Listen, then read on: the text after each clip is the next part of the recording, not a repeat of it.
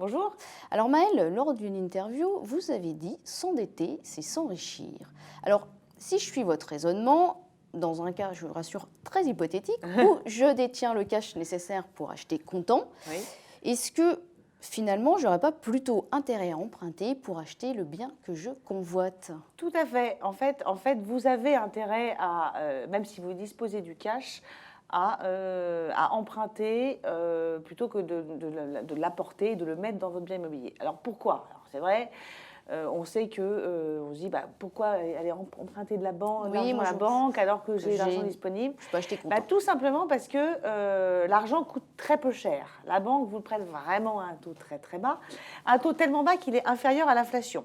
C'est ça qui est intéressant à savoir. C'est-à-dire qu'en fait, aujourd'hui, un taux moyen, on va être autour de 1,5, vraiment un taux moyen, sachant qu'on est souvent en dessous, sur 20 ans.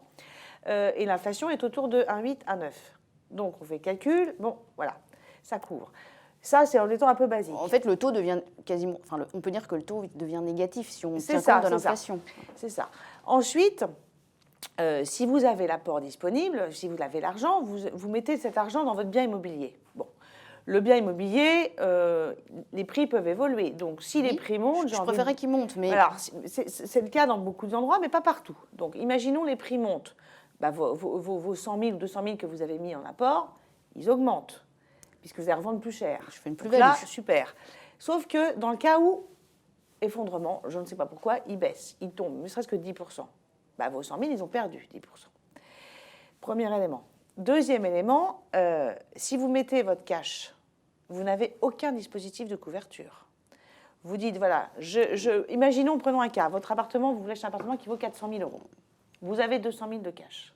Oui. Vous allez emprunter 200 000. Vous allez mettre les 200 000. Donc, vous allez être couvert sur la hauteur des 200 000. Que j'ai emprunté. Que vous avez emprunté. Mais vous, malheureusement, il vous arrive quelque chose, votre conjoint ou vos enfants, les 200 000 de cash, ils ont disparu, ils ont été absorbés dans ce bien. Dans l'autre cas, vous êtes couvert. L'assurance emprunteur, c'est le dispositif le meilleur pour vous protéger. Ce n'est pas quelque chose qu'on paye parce pour que rien. dans ce cas-là, qu'on comprenne bien, ça veut dire que j'ai gardé mes 200 000 et que le bien, et malheureusement, il vous arrive quelque chose de grave, le bien est payé par l'assurance. Voilà, donc en fait, et vous êtes propriétaire. On va dire hypothétiquement à la tête de 400 plus la valeur de l'appartement, plus les 200 qui sont toujours à côté. Et qui, rappelons-le, peuvent vous servir en cas de coup dur, pour un autre projet. Peut-être que l'argent coûtera plus cher dans quelques années, on ne sait pas. Mais en tout cas, aujourd'hui, avec des taux à 1%, il faut emprunter. Il faut emprunter. Et alors, c'est encore plus drôle, c'est qu'aujourd'hui, on voit très bien, nous, en tant que courtier, on voit ça tous les jours, c'est que empruntent les gens très riches. Ils empruntent au maximum. Ils ont du cash. Donc des gens qui pourraient, qui ont les moyens d'acheter comptant. Tous les gens qui pourraient acheter cash. Cas... Parce que, alors évidemment, les prix parisiens, on explose, mais même partout ailleurs, vous pouvez acheter des apparts pour 200, 300 000. Et des gens qui disposent totalement de cette somme, eh bien, ils ne vont pas. Ils préfèrent emprunter. Pas le mettre cash, ils vont emprunter. Alors ça, une fois que vous dites, pourquoi les gens très aisés vont emprunter alors qu'ils ont le cash, c'est qu'il y a forcément un intérêt. Donc, voilà. Et... Bon, c'est vrai que quand on achète pour la première fois, on a rarement la somme en cash pour acheter un logement. Ça peut arriver, oui, ça arrive. On peut avoir une petite partie, néanmoins. Mais souvent, on dispose quand même d'un apport, on va dire 15-20%. Et là, du coup, en général, on se dit, bon, je vais utiliser cette somme pour finalement emprunter un peu moins ou me permettre d'emprunter sur une durée un peu moins longue. Est-ce que vous avez... Est-ce que c'est valable? Est-ce que vous avez le même conseil pour ces gens-là? C'est-à-dire l'apport, vous le gardez et puis vous empruntez, si la banque est d'accord, bien sûr. Aujourd'hui, les gens qui ont un petit peu d'apport, quand en fait, ils peuvent emprunter la somme qui suffit à acheter le nombre de mètres carrés qu'ils veulent.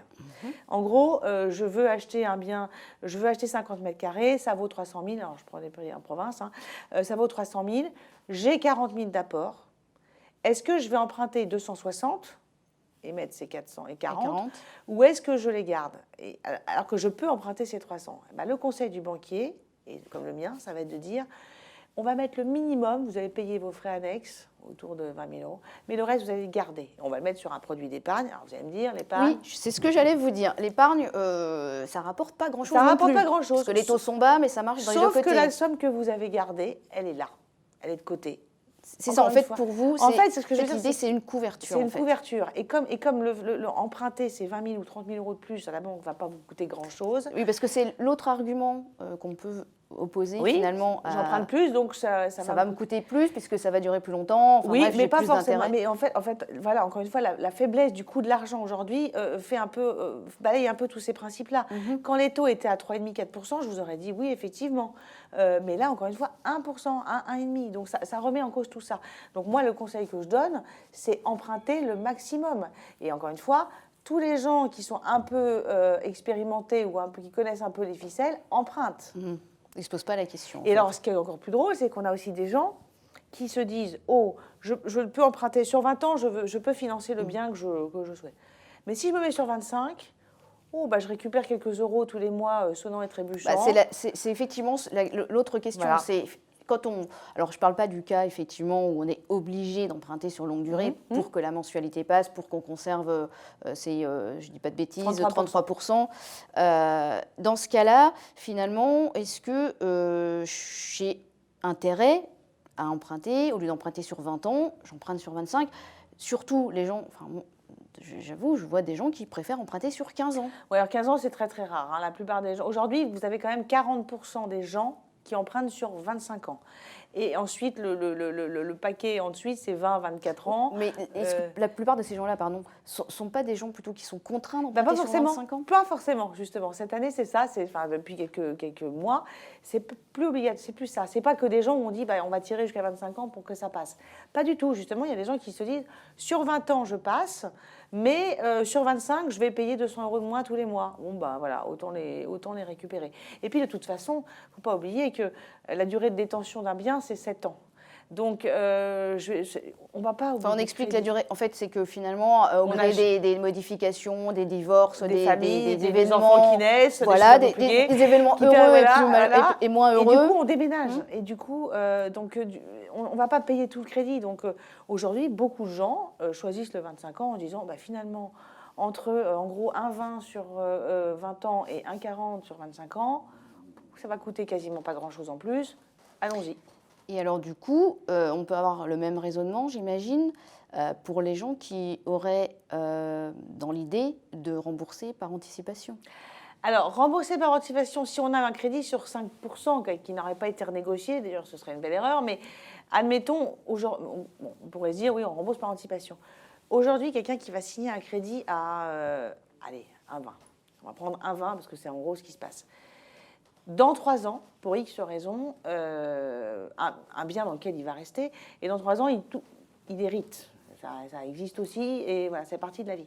Il hérite et touche une somme d'argent, mettons 100 000 euros, qu'il garde, il faut le garder. Ne surtout pas rembourser par anticipation, parce qu'en plus, quand vous remboursez par anticipation, encore une fois, vous mettez ce cash dans le bien, vous allez rembourser plus vite, certes, mais le dispositif assurance emprunteur qui vous couvre jusqu'au bout, bah, c'est fini, puisque vous allez rembourser plus vite. Oui. Donc, non, rembourser par anticipation aujourd'hui, quand on a sur des taux faibles, inférieurs à 2, ça n'a aucun intérêt financier. Il y a beaucoup de gens qui pensent « Ah, bah, ça me soulage, j'ai plus de crédit. » Oui, c'est ça, parce qu'en fait, non. Ce qui se passe, c'est que c'est un effet, souvent, c'est un effet psychologique. En France, les gens n'aiment pas être endettés, en fait, et pas sur longue période, parce qu'il y a toujours des inquiétudes sur l'avenir. Il y a le côté, si c'est remboursé, c'est à moi. C'est ça. Alors qu'en fait, c'est pas parce que... Si de toute façon, vous avez le cash qui est à côté, oui. Si vraiment il y a un problème, vous pouvez le mettre. Mais aujourd'hui, financièrement, gardez ce cash. De toute façon, et continuez de payer. Et ce cash peut vous servir à payer auprès de la banque différemment, mais gardez votre crédit. Oui, c'est vraiment le conseil que vous voulez donner. Ne remboursez pas par anticipation. Quand c'est possible, gardez votre apport. Empruntez sur une longue période, même si pour vous, c'est pas naturel. C'est ça. Voilà. Ça vous permettra de mieux vivre tous les mois. Merci Maëlle. Merci.